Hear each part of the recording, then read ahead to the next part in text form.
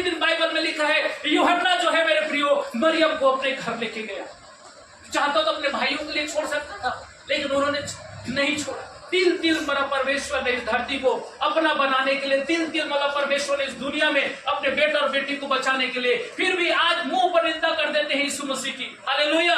मैं उस परमेश्वर का धन्यवाद करता हूँ। बहुतों ने देखो एक पाप में पड़ी हुई स्त्री को परमेश्वर ने बाहर निकाला, एक कब्र में पड़े हुए लाजर को जो सड़ चुका था उसको यीशु मसीह ने बाहर निकाला।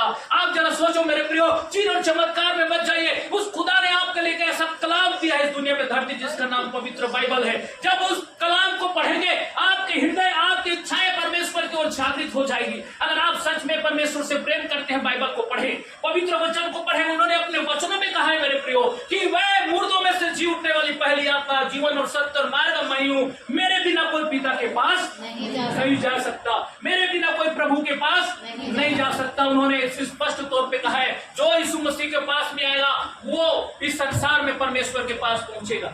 समझ में आ रहा है मेरे प्रियो?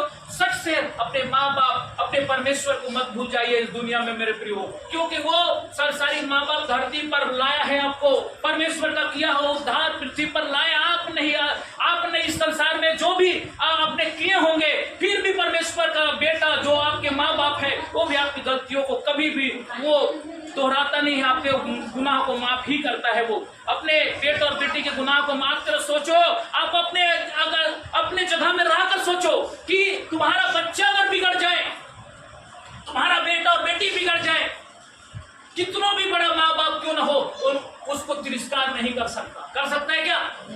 नहीं कर सकता। उसी को तो सोच लो, यीशु मसीह ने आपको कभी भी तिरस्कार नहीं किया है। कभी भी मत सोचो कि मैं पापी हूँ, आप ये सोचो कि हमारा परमेश्वर ने हमें पापों से क्या कर दिया है?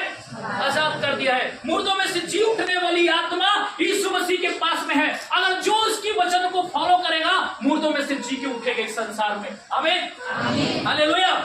वो पिलातुस भी जानता था, वहां का रक्षा रखवाली करने वाले भी जानते थे, वहां शास्त्री और फरीसी लोग भी जानते थे कि यीशु मसीह ने कहा तो जरूर पूरा होगा। हालेलुया। और जरूर पूरा हुआ। आज देख लीजिए मेरे प्रियो, बहुत से अनाथ आश्रम बने हैं। कितने लोग बने हैं?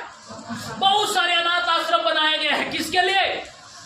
किसके लोग रहते हैं वहां? गरीब के लोग रहते हैं या अमीर के लोग रहते हैं वहां? किसके लोग रहते हैं? गरीब से ज्यादा अमीर के माँ बाप को ही अनाथ आश्रम में मिलेगा। आपको समझ में आ रहा है? ओ वृद्धा आश्रम, अनाथ आश्रम में अमीर से गरीब से ज्यादा माँ बाप अमीरों को वहां मिलेंगे, क्योंकि उनको पसंद नहीं है। बच्चे बाहर में शिफ्ट हो गए। समझ में आ रहा है? बच्चे बाहर में शिफ्ट हो गए, माँ बाप को देखभाल करने वाला कोई नहीं है, तो क्या करेंगे? मजबूरी में वो अनाथ आश्रम में लेके क्या करना है? जाना पड़ता है। क्या वो बेटे को परमेश्वर अपने पास आने देगा? क्या वो बेटी को परमेश्वर आने देगा? आपने सुने होंगे एक गायिका थी जिसने रोड पर क्या करता था? भीख मांगती थी। जिसका नाम क्या था? क्या था? रानू मंडल। जैसे ही वो गाना गाने लगी, उसके बहुत सारे रिश्तेदार पैदा हो गए। सही गलत है कि मेरी माँ है, मेरे दादी है, मेरे काकी, मेरे पापी, क्या है उसके पास? पैसा था। हालेलुया। पैसा था। जिस प्रकार उस लड़के, उस रानू मंडल के पास पैसा था, लोग रिश्तेदार थे उसके पास। उससे पहले जब वो मांगती थी भीख, तो उसके पास कोई रिश्तेदार नहीं तो उसको खिलाने के लिए नहीं था। हालेलुया। मेरे प्रियो, आप समझो इस बात को कि अपने माँ बाप के जब आदर लिखा है वचन में कि अपने माँ बाप को भी कोई आदर दिखाता है तो उसे उसकी आंखें क्या करेगा? कौवे नोच के आएंगे। हम अपने माँ बाप को मत भूलिए। अपने माँ बाप को मेरे प्रियो, चाहे वो कितनों भी रहे, वो आपका नहीं है, वो उसका कर्म है। समझ में आ रहा है? वो आपका नहीं है। आप अपना कर्म कीजिए। आप अपने बच्चों के साथ भी करेंगे, फिर उसके बच्चे उसके